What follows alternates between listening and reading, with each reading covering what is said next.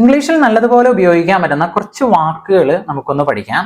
ഉദാഹരണത്തിന് എന്ന് പറയുന്നത് എന്തോ എന്ന് പറയുമ്പോൾ സംതിങ് എന്ന് പറയുമ്പോൾ എന്തോ എന്നുള്ള അർത്ഥമാണ് ലഭിക്കുക. പൊതുവെ പറയുന്നത് എന്തോ എന്നൊക്കെ പറയാലോ. അപ്പോൾ സംതിങ് എന്നാണ് പറയുക ഇംഗ്ലീഷിൽ. എന്തെങ്കിലും എന്ന് പറയാൻ വേണ്ടിയിട്ട് എനിത്തിങ് എന്നാണ് പറയുക. എന്തെങ്കിലും എന്ന് പറയുമ്പോൾ എനിത്തിങ് എന്നാണ് പറയുക. അതുപോലെ തന്നെ എല്ലാം എന്ന് പറയുമ്പോൾ എല്ലാം എനിക്കുള്ളതാണൊക്കെ പറയാലോ. അപ്പൊ എല്ലാം എന്ന് പറയുമ്പോൾ എവ്രിതിങ് എന്നാണ് പറയുക. എവ്രിതിങ് എന്ന് പറയുമ്പോൾ എല്ലാം എന്നുള്ള അർത്ഥമാണ് വരിക. ഒന്നും എന്ന് പറയുമ്പോൾ നത്തിങ് ഒന്നുമില്ല എന്നൊക്കെ പറയില്ല, നത്തിങ് എന്നുള്ളതാണ് പറയുന്നത്.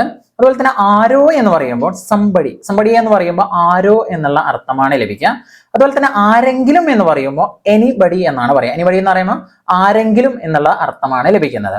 അപ്പോൾ ഈ ഒരു വീഡിയോസ് ഒന്ന് സേവ് ചെയ്യുക. ആവശ്യാനുസരിച്ച് നടന്ന് കൃത്യമായിട്ട് നിങ്ങൾക്കൊന്ന് പഠിക്കാൻ വേണ്ടിയിട്ട് ശ്രമിക്കുക. ഈ വാക്കുകളൊക്കെ എന്ന് പറയുന്നത് സംസാരത്തിൽ ഉപയോഗിക്കാനും വേണ്ടിയിട്ട് ശ്രമിക്കുക. അങ്ങനെയാണെങ്കിൽ ഇതൊന്നും മറന്നു പോകില്ല.